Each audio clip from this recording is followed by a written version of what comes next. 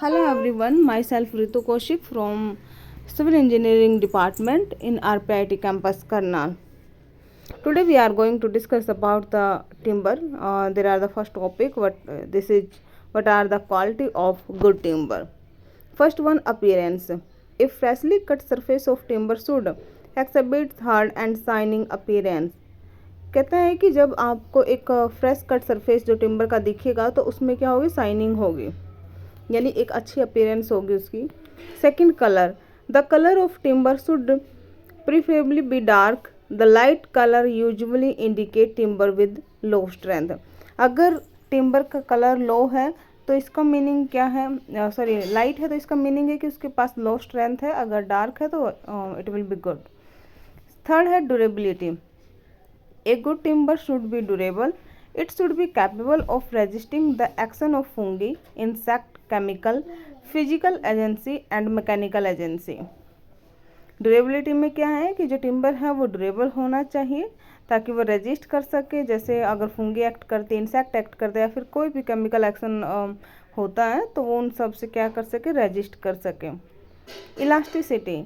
A good timber should return to its original shape when load causing its deformation is removed.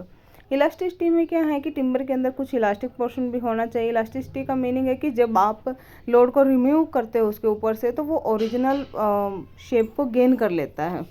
ठीक है. Next है हमारे पास fibres. The timber should have straight fibres. Fire resistance. The timber should be a bad conductor of heat. A dense wood offers good resistance to fire. Smell.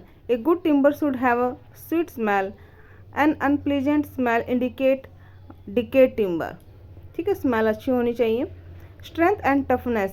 A good timber should be strong and tough. It should be capable of taking load slowly and suddenly. It should also be capable of offering resistance to shock due to vibration.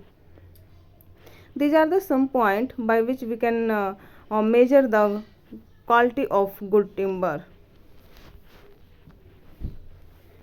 Next हमारे पास defect in timber. There are the 5 type of defect. First one, defect due to conservation, defect due to fungi, defect due to insect, defect due to natural forces and due to seasoning. First one, due to conversion. During the process of converting timber to the commercial form. During the process of convert, जब आप timber को convert करते to the commercial form, the following defect में occur. First one, chip mark. This defect is indicate by the mark और sign placed by chip on the finished surface of timber.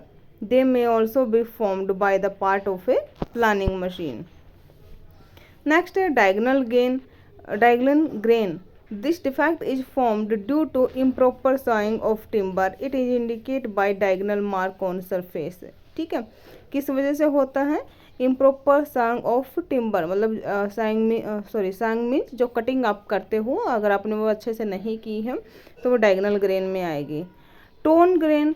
This defect is caused when a small depression is formed on the finished surface of timber by falling of tool. जब जैसे timber के ऊपर कोई भी भारी चीज़ जैसे tool वगैरह गिर जाते हैं तो उस दबाव की वजह से, डिप्रेशन की वजह से जो शेप आपको दिखाई देती है, जो चेंजेज होते हैं, that is the torn grain. Next है हमारे पास wane. This defect is denoted by the presence of original rounded surface on the manufactured piece of timber. ठीक है, these are the defect due to conversion.